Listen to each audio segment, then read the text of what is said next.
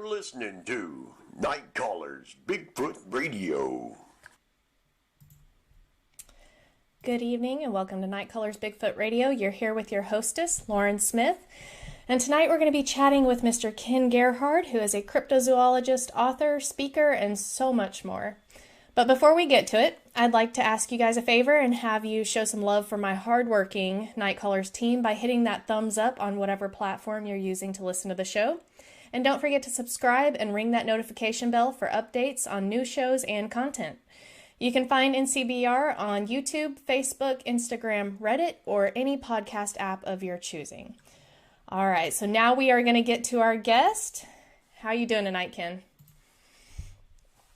Hi, Lauren. Hi. Thank you so much for having me on your show. It's an honor and a pleasure to be here with you. Oh, I'm the one who's honored. Thank you so much for coming on. I cannot wait to talk to you. You are a busy, busy man. Better busy than bored is kind of my motto, you know. But boredom scares me more than anything else. But you're right. Sometimes I feel like I overwhelm myself. Like many people, you take on too much. It's hard to say no to things. And oh, absolutely. you find yourself, how am I going to get all this done? Yes. But I feel very blessed. I love what I do. And I get to meet a lot of really cool and interesting people like you. And we'll talk about some others, I'm sure. But oh, yeah. Oh, I mean, it was so great to meet you. I can't believe that out of all the conferences I've been to, Jefferson was actually the first time I got to meet you in person. So that was really great. I couldn't remember if that was the first time. I mean, I knew I've done other shows that you were involved with, yes. And we probably chatted. But yeah, that was cool seeing you at the conference. Definitely. And that was a good conference. Despite COVID, I think, he pulled it off really well. Oh, so it was every really time. Great. Yeah, Will Heater pulls it off. He's been doing it for 2 decades. Yes. And he's a master of putting all events, but that conference together it's always a winner. I had him on the week before the conference, actually, and he was chatting with me before the show. And, I said, is COVID putting a crimp in your style, with putting on this event? And so he actually told me a really fascinating story about how he put the conference on during 9/11. And there were travel restrictions and, airplane. First year. Yeah. That was his and first there were year. all of these travel restrictions and he couldn't get the guests on the plane to, or the speakers on the plane to the event. And so I said, this really isn't your first, hurdle that you've had to jump. And he was like, no, not at all. So, shout out to him for putting that on and just doing a great job with it. Definitely. So you're, like I said, a busy guy, and I would list all of your shows and books and works, but that would take up the entire hour. So, I mean, you're so busy, but you guys, if you guys want to, go look for yourself, you can go to kengerhard.com, and he actually lists all of his works. There's links to go purchase his books. He has a lot of great books. He's been in a lot of shows and magazines and publications. And so you can go check that out, on his website. And then he's also on Facebook and Instagram, Twitter, all the YouTube, all the sites. I have a YouTube channel too. Mm-hmm. Yes. So I read that you were actually born, and I'm sorry that I'm dating you on this, but you were born 1 week before the Patty film was shot on Friday the 13th, no less. Yeah, that's true. Friday the 13th of October, 1967. That's okay. You can date me. 1 week before the Patterson-Gimlin film was shot. And I remember the first time I ever, people, of course, always ask me, how did you get into this? Well, I was about 8 or 9 years old when I saw my first Bigfoot show on television. And, this was like in 76. And, of course, they showed a clip from the Patterson-Gimlin film. And when the narrator said it was filmed on October 20th, 1967, I felt kind of a weird connection to it because it was so close to my birthday. Like, wow, maybe, Yeah. So this is my destiny or something. Yeah. So after that, you were just into all the weird, right? Well, I was already into monsters. I grew up on Godzilla movies and sci-fi and all that. And my dad was a forestry professor, and we spent a lot of time in the outdoors. And I had a lot of exotic pets. My first pet was like a caiman, which is a small alligator. And then I had snakes and salamanders. So I liked all kinds of creatures and monsters and animals. And so when I found out about Bigfoot and cryptozoology, it was like a perfect synthesis of all those different influences, you know, so. That's awesome. That's awesome. I didn't know that your dad was that type of professor, so that's really cool. Yeah, he actually, a lot of people, this is an interesting piece of trivia. He was on the staff when he first started at the University of Minnesota, which is where I lived when I was real little. He was on the staff with a guy named Dr. Grover Krantz, who was the anthropologist.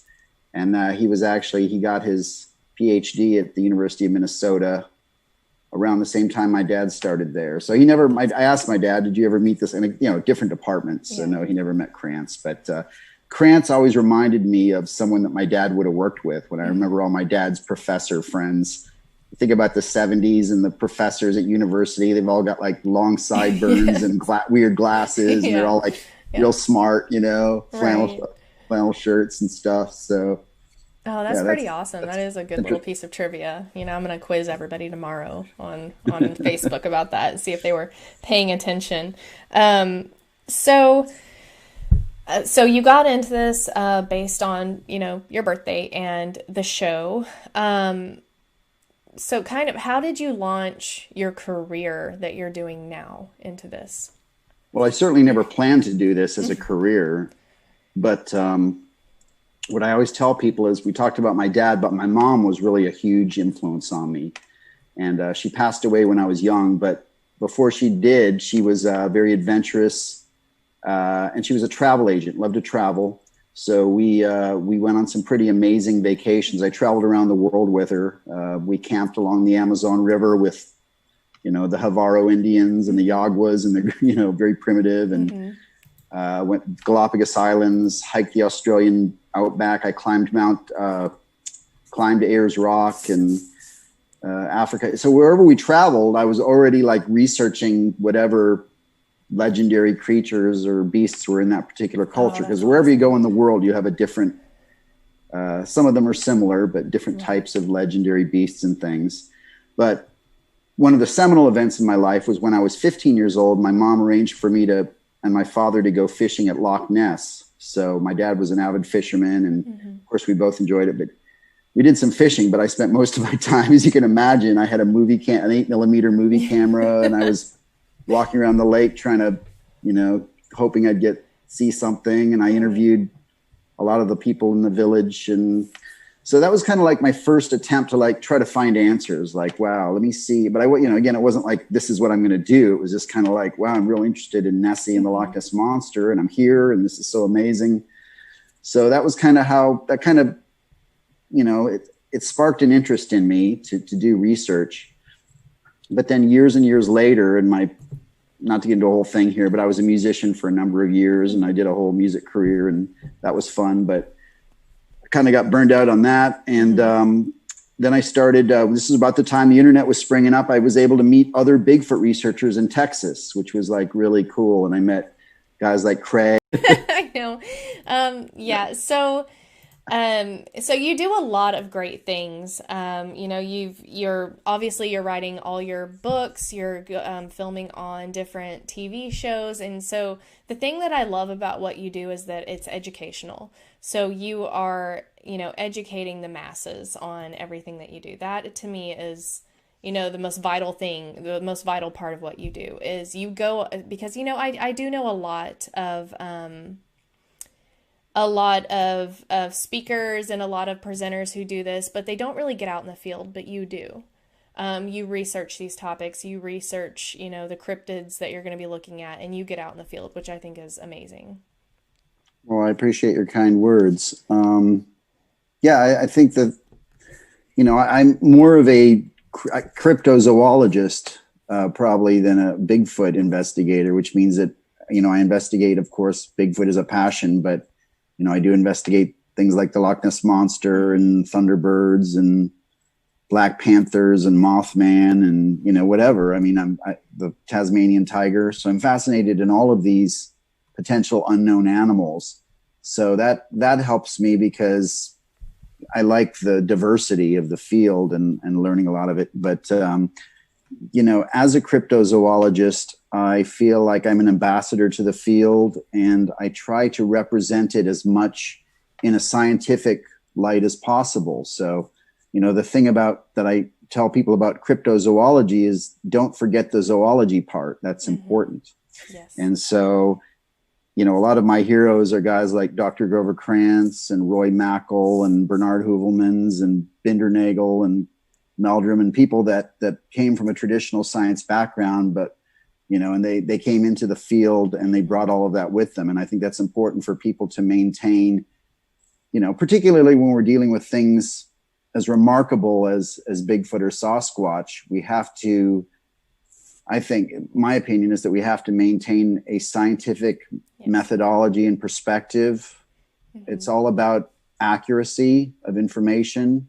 It's about strength of evidence, and being objective and not becoming emotionally attached to what you want to be, and just kind of look at the evidence. And part of that is obviously debunking hoaxes, and sometimes people do have misidentifications of things, and you try to clear. So you have to kind of sweep all of that out of there so that you're looking at the purest evidence. What is the most valuable stuff? And so I try as much as possible to espouse that sort of philosophy, and I'm honored that that I get to work with a lot of amazing investigators all over the country and the world, and all of them are my heroes. So right, absolutely. So I think you're absolutely correct in phrasing it that way.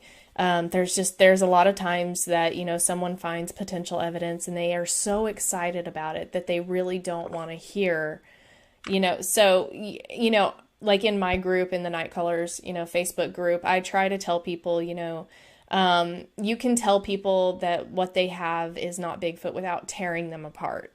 So tell them, okay, yes, but I've seen this, and I saw somebody had posted a piece of fruit or something with a bite out of it. And I said, okay, but the mandible size, sorry, that's my dog's.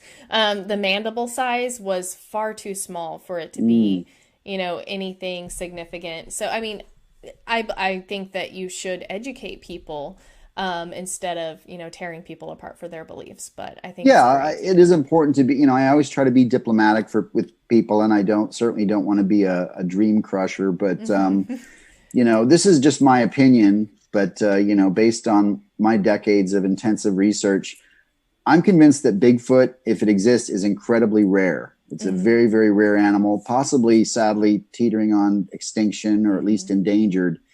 And so when you consider that compared to, tens of hundreds of thousands of bears and other animals that inhabit the woods, that, whenever you find evidence of anything, like you said, droppings or bite marks or whatever, bones, you always have to consider first, okay, well, what can I eliminate? What known animals might this be associated with? Right. These hairs or whatever, what can I rule out before I immediately jump on this is Bigfoot? And again, not to, criticize anyone, but I correspond with a lot of investigators of all different skill levels all over the country. And some of them, and I understand they're dedicated to finding something. And, nobody wants to go out in the woods for days, hours, weeks, whatever, and say, oh, nothing happened. But, and so some of it is interesting. But I do find myself in that uncomfortable position a lot, Lauren, where people are sending me things and I just have to say, we just can't assume it's Bigfoot. You have to consider what else this could be. So, right. I tell a lot of people, if I do share something, it's very rare that I get excited about a photo or audio or anything anymore. So if I do share that with somebody, I have a friend who's a very big skeptic. This person really wants Bigfoot to be real, but they are skeptical about everything I've ever showed them. And so if I show this person evidence, they're just always like, what about this? And I said, okay, here's the thing about Bigfoot researchers that you have to understand, and probably all cryptid researchers, but I will say a good chunk of Bigfoot researchers, we are the biggest skeptics you will ever meet. A good Bigfoot researcher will literally eliminate every single possible thing it could be before saying that it's possibly Bigfoot. You know, a good Bigfoot researcher. Now, the ones that are like every single thing is Bigfoot, you know, that's not really research. That's wishful thinking. But yeah, well, everyone's entitled to have their own opinion and perspective. And, you know, I do get frustrated, like, you know, many Bigfoot researchers that, you know, people that hoax, or the people that kind of make us look, the rest of us that are interested in, because we're already, like you said, I write about this in my book, The Essential Guide to Bigfoot, but only about 18% of the population, 1 in 5 people, thinks that Bigfoot could actually exist. 4 out of 5 people think it's pretty loony, you know. So, you know, those of us that are trying to argue the supposition that they do exist, we have this duty, this obligation, I think, to be as credible and convincing as possible. right. And so you do have, but because it's such a fascinating and, you know, it's a topic that touches everybody on a number of levels. You have all these different fringes of Bigfoot, and then you have, obviously, and I won't say anything disparaging about them right now because I've written about that, but you know, as far as you have the people that are way out there, you know, right. I mean, I've lived with a family of Bigfoots, and you know what, maybe they did. I mean, I can't say definitively that they didn't, but you know, the more far out and sensational that someone's experiences are, that those are their experiences. And again, you can't question them because they're theirs, but you know, if you look at it scientifically, it's highly improbable that actually happened. It just doesn't, usually it just doesn't make sense. But, you know, those are the kinds of issues we deal with, right? In the Bigfoot field, Lauren, you know, you have all these extremes of the believers and the skeptics and the scientists, and everyone kind of approaches it a different way. Definitely. And we have knowers, experiencers, believers. Yeah. I mean, there's all these new genres of Bigfoot researcher out there. Habituators. Yeah. Yes. There's gifters. I mean, there's just, it's crazy the amount of names that have happened within the last 10 years, probably, that are all these subgroups of Bigfoot researchers.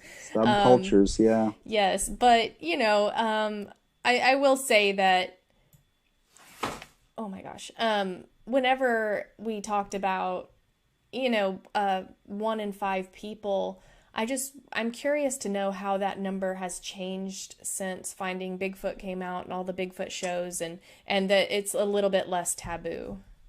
I think, you know, it's interesting you brought that up. I found 2 recent surveys where they polled a general population about whether they think Bigfoot could exist. And the surveys, one was 18% of people and one was 22%, which falls within a pretty decent margin. Yeah. I recently was reading an old book from the 70s where they had done a similar survey back then. And at one point it was only 13%. And, you know, you think about particularly the late 70s, I mean, there was a lot going on in the Bigfoot field back then. There were a lot of sightings in newspapers and, you know, the movies and pop culture, but it seems like it has gone up a little bit. You know, you also can't discount the possibility that some people that took the survey were still just embarrassed to admit, even if it was an anonymous survey, maybe they just felt uncomfortable admitting that they thought it could exist. So maybe they fudged on that. But, you know, I think people are generally becoming more open-minded because, you know, we've reached a kind of a period in time where I think we've come to a realization, I should say, that, you know, there are things being discovered and science books being rewritten and things as new discoveries are made and old theories are overturned. And so, you know, I think most people at least are open-minded enough to acknowledge, okay, well, maybe we don't know everything. So who knows? It's possible. Yeah. I would hope that people would be more open-minded about stuff. You know, there are new species discovered every day. And yes, it's hard to believe that something that big and that important could be in the woods and you haven't seen it. But that's the paradox. Yes. Yeah, it's frustrating. So on that note, have you ever had a sighting or experiences? I've had I've heard vocalizations, I'm convinced. And what I always tell people is that I'm 90% convinced that Bigfoot exists after all these years, because I've never seen one with my own eyes, and I want to leave that 10%, you know, to to see one with my own eyes, but I've heard vocalizations, and in Texas, Louisiana, mostly. And my most remarkable encounter, which I write about in my book, happened in 2003. This was up in Cottonwood Lake, Texas, which is near Decatur, about 50 miles north of Lake Worth. And I was with Chester Moore at the time and 2 other investigators, and we were at this remote lake and camping out. We'd heard there had been sightings in the area recently. And just after the sun went down, we heard these. We were hiking around the lake, and I had a little video camera going at the time, and we heard these vocalizations. And I'd heard the whooping sounds. I'd heard some, like, other tree knocks and, a few other things that might be associated with Bigfoot, but they were always kind of distant and so forth. But this was very close. It was like within 40 yards, I would estimate. Whatever was making these sounds was in heavy brush, so we couldn't see it. But it sounded, and I've got a recording of these sounds, but it sounded just like an ape. It was a very deep kind of grunting, very powerful, low frequency, really like almost seemed to like vibrate through the brush. But it sounded to me like a primate, and I've heard a lot of primates in the wild in South and Central America, howler monkeys and things. And so that's what it struck me as. And we couldn't see it. We thought about trying to flush it out, but we only had one gun between the 4 of us, and we were, this was like, had to get down on your hands and knees to crawl into this thing. And we're like, oh man, this is crazy. So we went up to a higher vantage point overlooking the lake where there was a levee, and we had a spotlight, and we shone the light down where we had just heard these noises. And we did see some eye shine, about yellowish green eye shine, but we couldn't really see how high it was or what, whatever. But so then we set up camp, and the next morning we finally made our way through the brush where we'd heard this thing. Daylight brings courage, right? And we hadn't heard any of these. I should say I also heard some moaning sounds that night. I had a megaphone, and I would do like calls. I'm not very good at Bigfoot calls, but something would answer me back with a really eerie moan. That's creepy. Across the lake. Yeah, it was creepy. And but anyways, when we made our way through the brush, it was a beach, and there were footprints, human-like footprints that were very deep, not real big, but fairly big, and very deep. And there were several turtle shells that had been ripped in half, like clean in half, and kind of thrown into a pile. And there was no meat or anything left. It was just the shells. And these were like red-eared sliders and map turtles. They were big shells, like about that big. Right. And I mean, you could see how something had just ripped them from top to bottom. And I was like, man, that's, I couldn't think of any. So anyways, that was all of that to me. And you have to keep it all in perspective that there were several things that happened in that area. Right. And there have been subsequent sightings in Cottonwood Lake. Actually, my encounter inspired a group of Bigfoot researchers from North Texas and Oklahoma. And I can't remember their name off the top of my head, but I want to commend these guys because they've sent me reports, and the way that they're logging their investigations is very impressive. It's like, this is what we, so note to Bigfoot researchers out there, take a lot of notes, write a journal or whatever, and kind of, but anyways, so there have been other sightings at that place, Cottonwood Lake. I haven't been there myself in years, but it sounds like a pretty good evening that you had there.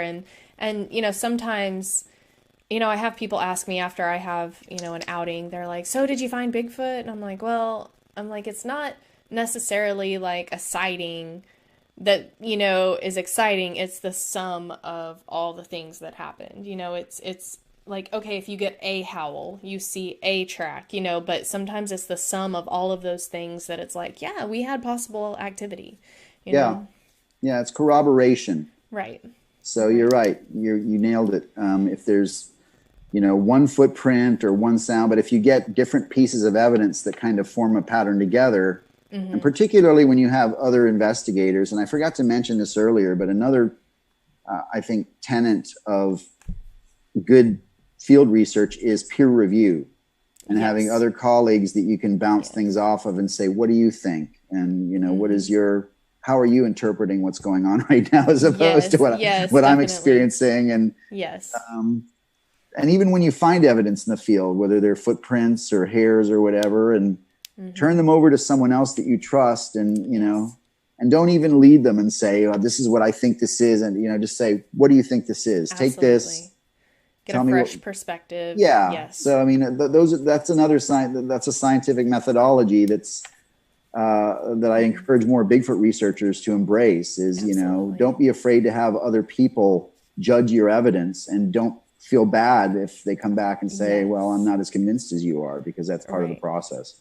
Right. I think, you know, holding each other accountable, but again, like in a way that's not tearing each other down. Yeah. Yeah. We can be we can be civil. Sure. So I wanted to ask, so in one of your presentations, you had mentioned that you believe that the population of Bigfoot, or that, you know, species or whatever in the U.S. is around 2,000 individuals. Can you tell me 4,000? Oh, 4,000. I'm so sorry. Well, that's okay. Can you tell me how you arrived at that number, and why you believe that there are so few and that they may be going extinct? I guess the number is why, but. Well, it's all just speculation, right, Lauren? I mean, that's all we do in this field is we speculate. But I think there are different levels of speculation, and the more information you have and the more time you spend kind of analyzing that information, the better you can speculate. Well, the reason that I came to 4,000 as a best guess is that first, again, Dr. Grover Krantz, who is a very brilliant physical anthropologist, a little bit kooky and a little bit gullible at times, but generally a pretty smart guy. And I don't know how he reached this particular decision, but if you look at a lot of his other research on the Patterson-Gimlin film and Bigfoot prints and things, he obviously spent a lot of time developing formulas and ways to scientifically evaluate all these things. And in terms of population, he mentioned in his book that he felt that there were about 4,000 Bigfoots or Sasquatches in North America. He said, if there were any more than 4,000, I think they'd be seen more often. And if it was less than that, they would probably go extinct, because you have to have certainly, and again, we have a zoological problem here, but you have to have a certain amount of genetic diversity and stuff to have a healthy population of any species. So, and you know, think about this is spread out, you know, so I mean, 4,000 might sound like a lot to some people, but if you think about how big and vast the forests and wildernesses of North America are. So he came up with 4,000. So I put that in my back pocket. And then when I was speaking at an event last year with Dr. Jeff Meldrum, we were riding in the car together, of course, talking Bigfoot the whole way for an hour or two. And I said, Jeff, what is your take on population? How many do you think there are? And he's like, well, I've been giving it a lot of thought. Meldrum's a discipline of Krantz, right? That's his protege. So it's cool talking to him. I've been giving it a lot of thought. And Jeff's reasoning was that he knew, and he's, of course, one of the foremost experts on Bigfoot prints, along with Cliff Barrickman and a couple others. But he had found a footprint that he could identify belonging to a specific Sasquatch, he believed to be a male Sasquatch, in two different locations at different time periods. And those two locations were about 50 or 60 miles apart. And he recognized the morphology of these feet as being identical, belonging to the same individual. So he said, well, I know that they, you know, based on this 50 to 60 miles apart, I think that they would have a roaming range of about 1,000 square miles. If presumably the males, and again, it's all speculation, but if the males roam around, and you can find other examples like in the orangutan world family and other, you know, that great apes will have, particularly the males will have a certain area that that's their range. Territory, right? Territory. There you go. Thanks for. You're welcome. Okay. So about 1,000 square miles. So he said, using that equation, I estimate that there's about 70 Sasquatches in Idaho, my home state. That's where he's from. About 70 probably in the state of Idaho, which has a lot of forest. Well, I thought about that. And then when I got home from that trip, I figured out how much wilderness area was all over North America, Canada, United States, just wilderness area, forest and woods and stuff. And I used his number of 70 for Idaho, and I multiplied it and extrapolated it, and it came out to 4,000. Okay. Which I thought was like, okay, well, that's, Krantz had his way, but so basically what you have is two independent methods of trying to come up with an equation or a theory, and they match. I mean, someone else might come up with another one and maybe it wouldn't be so much. But anyways, that's why I think about 4,000. Now, it might be less than that. Maybe it's a couple thousand. I know at least one Bigfoot investigator lately that floored me. No, it's 10,000. I thought, that seems kind of high. But anyways, so again, going back to what Krantz said originally, I think if there were more than that, they would be seen more often and we would have conclusive evidence by now. So I think they are very rare. But I think if you have a few thousand individuals spread across North America in small numbers, then that does at least leave enough genetic diversity and population viability to sustain. Now, presumably the number was much greater in the past, like all animals. Right. There are a number of animal species that are teetering on, particularly large animals that are sadly teetering on the edge of extinction now because of, humans. Deforestation and population booms with the humans as usual. And suburbs everywhere. Yes. And just long-term climate change, like looking at, you have the megafauna animals of the Pleistocene epoch, which ended about 10,000 years ago.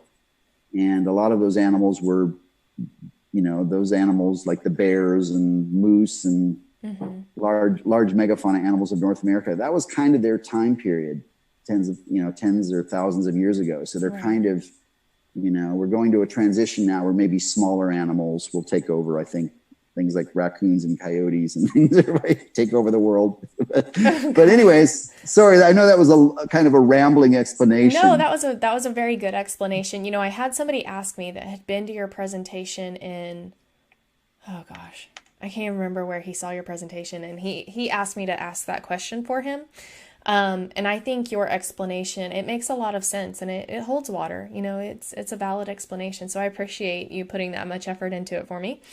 Well, for that reason, and again, just to tie that up real quick, because I always try to teach younger investigators that are kind of coming to the scene. I'm very skeptical when I meet someone that tells me, "Oh, I've got an area and there's 12 Bigfoots. I got a family of 8 or 12 in this area," and I'm thinking, I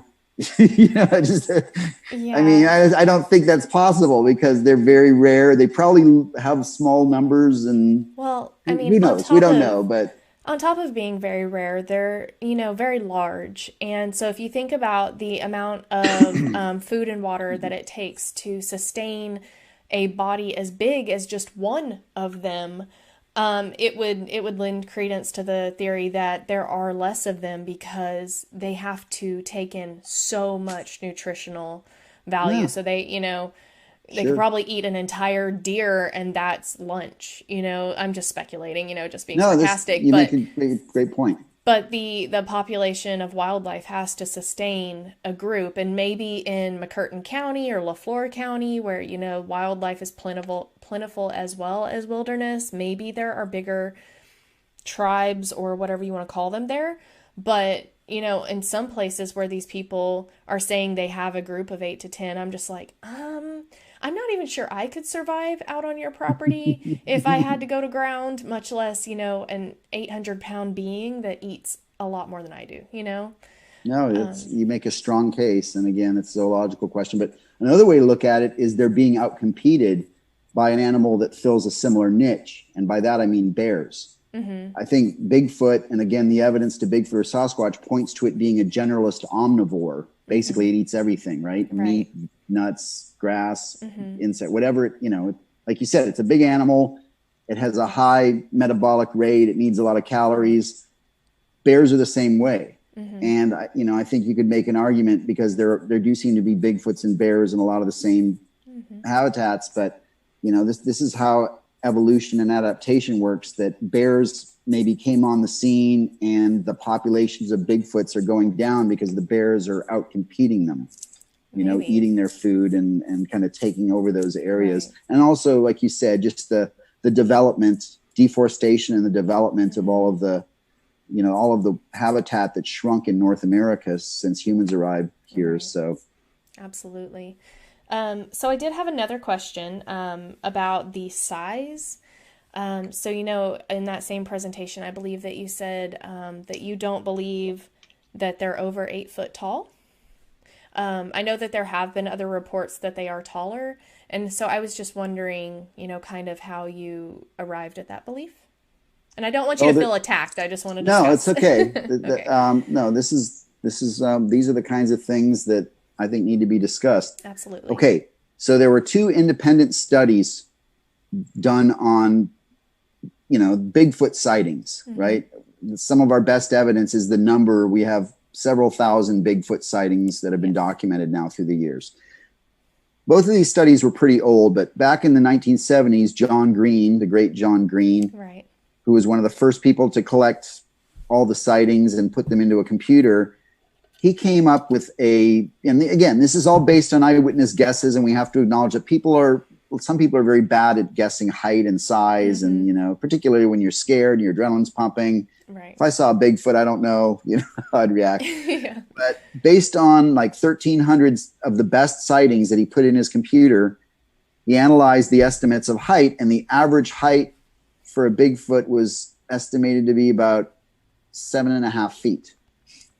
And then years later, a research biologist named Henner Fahrenbach, who was in Oregon in the 90s, he did a similar independent study, also based on sightings into a database, and he borrowed some of John Green's data, but his finding, I think, was 7'10". Mm-hmm. So, that's the average height that's estimated. Okay. Now, we know that in the hominid world, humans, great apes, we're sexually dimorphic. So the males are generally at least 15% larger than the females, and that goes across all of the great apes and humans, sometimes much bigger. Like in the gorilla world, the males are several times bigger, twice as big as the females. Right. But anyways, so if 7.5 feet, say, is the average, mm-hmm. then you have to allow for the males being larger than that and the females being an equal percentage smaller than that or shorter than that. And guess what? Patty, right, mm-hmm. from the Patterson-Gimlin film, and there's a lot of different opinions about how tall Patty is, but based on studies that have been done on the film and by different people, 7'3", and some people think maybe a little shorter, 6.5 to 7'3", and mm-hmm. she's a female, right? Probably an adult female. Right. And then, so the male would be at the higher end of that. And so I would think 8 feet. And this also ties into the footprints that have been found. And, if you look at the measurements, the average Bigfoot footprint is 15.5 inches long, 7.6 inches wide. Mm-hmm. So if that's an average, then a smaller footprint for a female would be about 14 inches, which is exactly what the footprints that Patty left at the Bluff Creek film site are. Mm-hmm. And then the largest credible footprints that I've seen, and I have a small collection, not as good as some, but the largest Bigfoot prints I've seen that are credible are about 18 inches. Yes. And going back to Dr. Grover Krantz, he had worked out a formula, and I forget the ratio, but it's like 6.0 something in terms of the general foot length of a Sasquatch compared to its height. And this is, again, based on the Patterson-Gimlin film. And so there's an equation, and granted, everyone's feet are a little bit bigger or smaller, you have individuals, but so these are generalizations. But if you had an 18-inch footprint, that would equal out to about a 9 foot. I think they could get to be as tall as maybe 9 feet on a very large, tall male with a huge, enormous foot. Right. But I'm personally skeptical of any sightings of Bigfoot or estimates of Bigfoot being over 9 feet. Mm-hmm. 10, 12, 15. And I'm also skeptical of any footprints that have been found that are over 20 inches, 19, 20 inches long, because then you're talking about 10, 12 foot Sasquatches running mm-hmm. around out there. And I just don't think that's feasible. It's mind boggling. It's very hard to wrap your mind around something being that big. for sure. Well, what's the benefit, Lauren? You have to look at Right. adaptation. Right. Sometimes size is an advantage for a particular species, but there's always a threshold where suddenly the size becomes a hindrance. And what is the advantage to a Bigfoot being, say, 12 feet tall over 8 feet tall? Right. I mean, it's probably going to hit its head on the branches more, and it has a harder time getting down low. I don't know. Harder to hide. Harder to hide. If we go with that reasoning, like an elephant or, a giraffe, but they are also in the savannah and they use their size not to hide. Yeah. It's wide open, right? Savannah. Yeah. So, and they don't really hide. Although elephants are known to be pretty sneaky little things or big things, but, they don't really hide. They use their size to intimidate or for adaptation. So, I appreciate your answer very much on that. Yeah. That said, you do have exceptional cases of individuals like, there's something called gigantism within every species where you'll occasionally have that genetic where the thyroid is super active, the growth hormone or whatever, and you might have one individual that's super, super big. So, Yeah. that would be incredibly rare. And if you're talking about an animal that's only 4,000 strong in population, but everybody wants to have the 12-foot Bigfoot on their property. I don't. I personally do not. I would be fine with an 8 foot. That's still huge to me.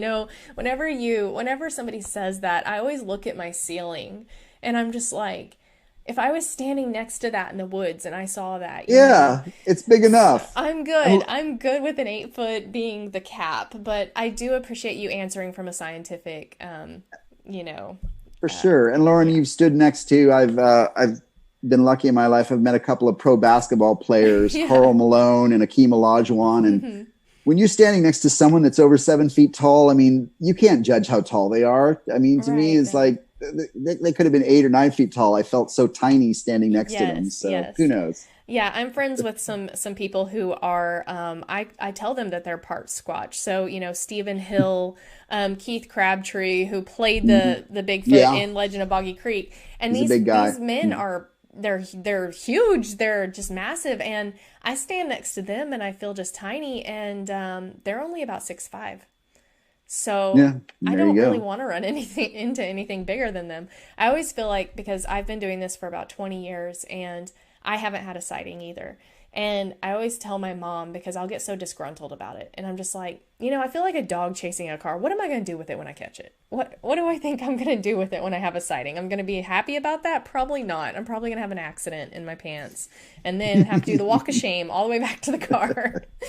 But, I mean, it's just mind boggling to think of anything 8 foot, much less over that. So and my point being, if you saw something that was 8 feet tall, like a Bigfoot that was 8 feet tall walking toward you in the woods, it would be very easy in your mind to conflate that or exaggerate that to 10 feet and say, oh, this thing was 10 feet tall. So I'm sure that happens too, where people overestimate because they're so scared and freaked out or misremember sometimes, or something like that. Sure. Okay, so we have about 10 minutes left, and I have a few questions from people in the chat that hung on through the whole, issue glitch. So McKenna, she wants to know, do you think they hibernate? That's a good question. There do seem to be less sightings during the winter, but the suggestion that's always come up for that is, well, there are less people that are out in the woods in the winter too, particularly in a lot of these areas in the mountains and things. I think it would benefit them certainly to lower their activity level during the winter because there's not as much food available. And so, and we have to acknowledge that bears are not true hibernators. They go into a state called torpor, where they're basically just lowering their metabolism and not eating as much and not very active. So I think it's reasonable to speculate that Bigfoot would take a similar course of action if there wasn't a readily food available. And, this would mainly be in areas like the mountains of, the Pacific Northwest and stuff. But as far as Texas Bigfoot and Florida skunk ape, they might not have that problem because they may not have less. So they would adapt to that. But it's reasonable. I think they might do that in some areas for sure. I know that in my experience, during the fall and spring is when they're most active, when there are more sightings and more activity. And that would make sense as to when they were stocking up or coming out of, hibernation or sub-hibernation and, refueling, basically. And so there's also, absolutely. And there's also a theory that, and this is, again, far out speculation, but maybe they hunt meat in the fall and then they bury it under the snow and the ice so that it's preserved, so that they come back and have a snack here and there. Maybe so. I'm very sorry for the Oklahoma Bigfoot that do that, because global warming is... we have, in the past couple of years been known to wear shorts on Christmas.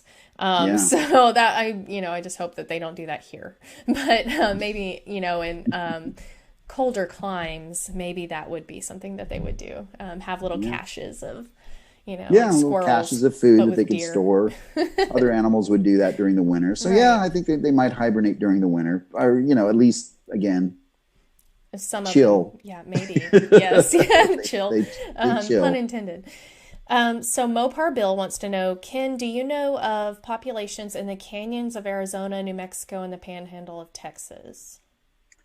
Wow. Well, I have a few sightings from the panhandle. New Mexico, I haven't looked into as much, or Arizona, but if he's talking about desert Bigfoot, I'm presuming, because a lot of those areas are very semi-arid habitats. Yes. We're not talking about the Mogollon monster, right? We're not talking about the mountains, right, no. but the desert valleys. I think Bigfoot is probably nomadic, and that was something that I didn't talk about earlier. But when we were talking about populations and stuff, they roam around probably in search of food, and so they might periodically find themselves in places like in desert valleys. But I would assume that they're much more sparse there, because there isn't as much food. It's more of a challenge and there's not as much, there aren't as many places to hide. Right. There's Caves, much wilderness, canyons. So I think they do occasionally. I think there are transient individuals that move through those areas from time to time, but I don't think that you would find a colony or a group of Bigfoots or Sasquatches in any of those habitats as a general rule. Good answer. So this next question is from Bob Dominguez of Bigfoot Club, and this is something that I wanted to ask you about as well. So this is a 3-part question. So Bob wants to know, what are your theories on Dogman? Do you think some of the sightings of Dogman are misidentified for Bigfoot? And my own question, have you ever been given any evidence of Dogman that really made you believe that this is real? Dogman is an interesting cryptid, kind of a new arrival on the scene. Yeah, and terrifying. First of all, I have to kind of, it's a great question, and of course people ask me that a lot, but all cryptids, Bigfoot included, are ultimately, in my opinion, the result of composite identity. That means what we tend to do is there are different things that are being kind of lumped together and called one thing. So, for example, in terms of Bigfoot or Sasquatch, I think there is an undiscovered hominid running around North America in small numbers, but I think there are also misidentifications of bears. I think there are also people that are hoaxing. I think there are also people that are delusional or having kind of wild fantasies, and I think all of that is being called Bigfoot. Similarly, with Dogman, I think some of those alleged sightings of Dogman could be misidentifications of Bigfoots or Sasquatches. I think that's a possibility. Again, particularly if someone's having a fleeting, it's a fleeting sighting, it's at night, your adrenaline's pumping. Sometimes your mind might fill in the blanks. There are old stories of Bigfoot you hear about where people called them werewolves because maybe the name Bigfoot or the idea of Bigfoot was not as prevalent yet in culture. Right. And so people say, I saw this big hairy monster on 2 legs, so it's a werewolf,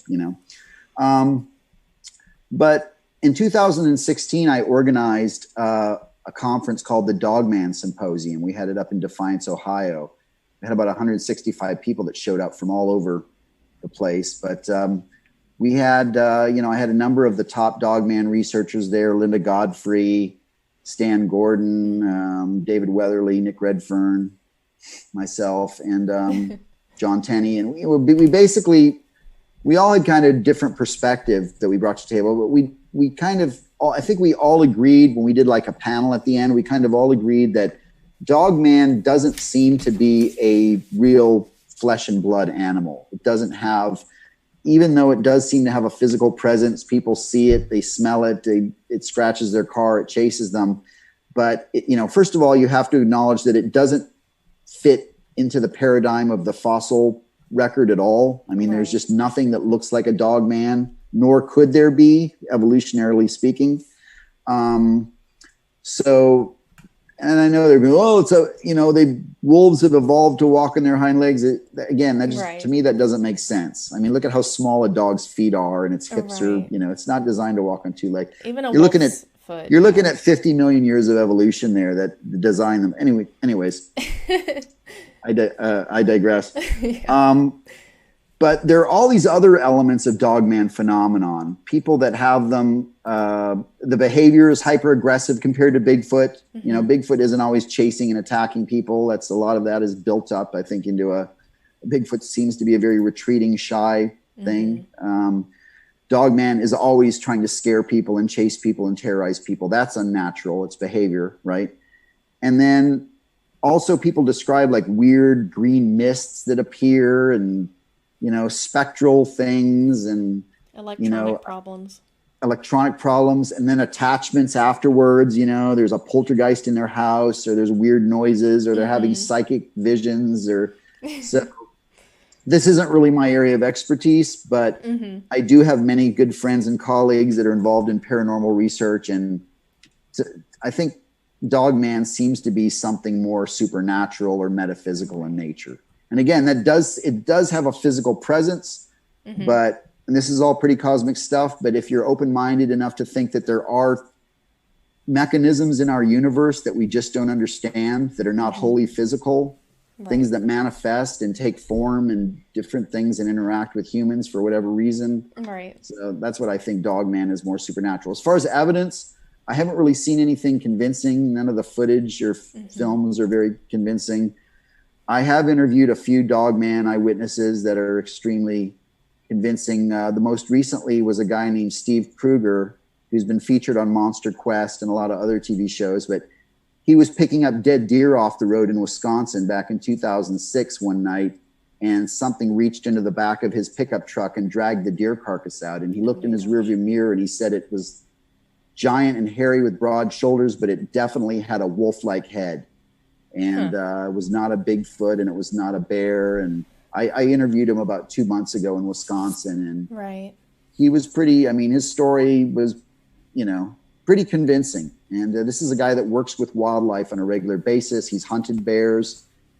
And moreover, and to his credit, right after his sighting, what do you think he did? He went to the police, and he went and he logged a report with the sheriff's office, and he got into he got a lot of flack for that. It was in the newspapers, and he didn't want all that publicity at first. Right. So to me, those are some of the more credible sightings. If people are willing to, it's one thing, Lauren, to go onto an anonymous website and my name is John and I saw this, but to go and log a police report and contact law enforcement, that's that's legal jeopardy, right? You can't lie to the police. You can't make up a story. So I don't know, but so I've heard some good credible sightings from him and a few other people, but I have as well. The ones that I've heard, most of the ones that I've heard from people that I know and trust, they believe, they're very ambivalent on whether they think it's an actual Dogman. Most of them, that they just lean towards that it could be a possible snouted Bigfoot, like a species of Bigfoot that has a protrusion, and maybe had tufts of hair instead of ears, or something like that. So whenever someone says Dogman, because I'm just not a fan of werewolves. Werewolves in the movie Werewolf in London scarred me for life. I will never be the same. And ever since then, I don't want anything to do with Dogman or werewolves or anything. So I'm just going to go with it's a snouted Bigfoot, and we'll just leave it at there. Nobody does. But one last thing, and I'll give you a few extra minutes since we had that technical glitch. But there's subcultures, and I've gotten to know a lot of the people in the Bigfoot, the Dogman field, like Vic Cundiff, and of course I've known Linda Godfrey for years. Yes. Josh Turner in Austin. there seems to be, by a lot of Dogman researchers, an inclination to try and connect it to Bigfoot for some reason. Not that it is Bigfoot, because they all swear it's something completely different, right, but that it interacts with Bigfoot. Either it has a territory like in LBL, Land of the Lakes, Land Between the Lakes, Tennessee, Kentucky. Okay, the Dogman lives on the north side and the Bigfoot on the south, yes. or they fight over territory. And it's like, to me, that's just an interesting, it's kind of getting off on another tangent here, but it's fascinating to me that the Dogman researchers are, for whatever reason, feel this inclination to constantly bring up Bigfoot and connect it to the Dogman phenomenon. And so I don't know. I'm just going to throw that out there for what it is. I mean, it's an observation. It is, and you know, I've talked to staunch Bigfoot believers that, I mean, they tie it to Bigfoot because they don't want Dogman to exist. And then I've talked to others who they really do believe that there are, you know, Dogmen and hyenas, or like hyenas, hissing critters, and I mean all kinds of different things. The Rougarou, you know, all kinds of different things, that there are stories all over of snouted beings. So true. I mean, it's all and all over the world, not just here. But how come we never really heard about Dogman here in North America much until, you know, starting in the 80s and 90s? I mean, unlike Bigfoot, when you can find all of these, you know, older stories and accounts, newspaper articles, Native American legends. Right. I don't know. To me, it seems like something that's more supernatural. But you're right. I mean, it's definitely a conundrum. It's all speculation until we. It's all speculation, but I I am open-minded to things that are even far out. Yes. And weird and beyond our understanding. So. Yeah. All right. Well, I appreciate you coming on so much. Everyone, if I did not get to your questions from the chat, if you will post it in the comments below, we'll make sure that we get that answered. Ken, thank you so much for coming on tonight. I'm honored to have you on. You've been a great guest, very educational and informative, as I knew you would be. And I appreciate you sitting with me through the technical glitches. I told you, it's Murphy's Law. It never fails. It never fails. No problem, Lauren. Well, thank you so much for having me on. I'm glad we had a chance to chat. And absolutely. Thank you to everyone out there who was listening. And I hope everyone is staying safe and feeling well, and you know, hanging in there. We're all in this together. So it's cool that we have little get-togethers like this where we can kind of interact and absolutely share our opinions. Absolutely. It makes it all feel a lot less lonely. It's safe, and y'all, 2020 is almost over. Okay, so let's just hang on. We're almost there. We don't know what 2021's bringing, but 2020 is almost over. So couldn't be any worse. Yeah. I don't think. Thank you so much for coming on tonight, Ken. Thanks, Lauren. We'll talk again soon. All right. Good night. Take care. Bye. Okay. I wanted to talk real quick about our next guest. Next up, we have Cliff Barackman coming on December 6th, same time, same bat channel, everybody. And so we are going to chat with him about his time on finding Bigfoot, along with, you know, his efforts as a researcher, his different ventures and new projects that he has coming up. He's a very informative, very educational guest, and so we're going to have him on next time. I can't wait to pick his little brain about every single thing that he has covered over the last, you know, however long that he's been doing this. I mean, he's been in the game a long time as well. So thank you everyone for tuning into the show. I hope you all enjoyed it. Please drop a comment and let me know what you thought of the show, as well as who you would like to see me interview in the future. Don't forget to check out the NCBR social media sites, as I mentioned earlier, for extra content and information on upcoming shows. You guys stay safe, stay open-minded, and be kind to one another. I will see y'all next time. Good night.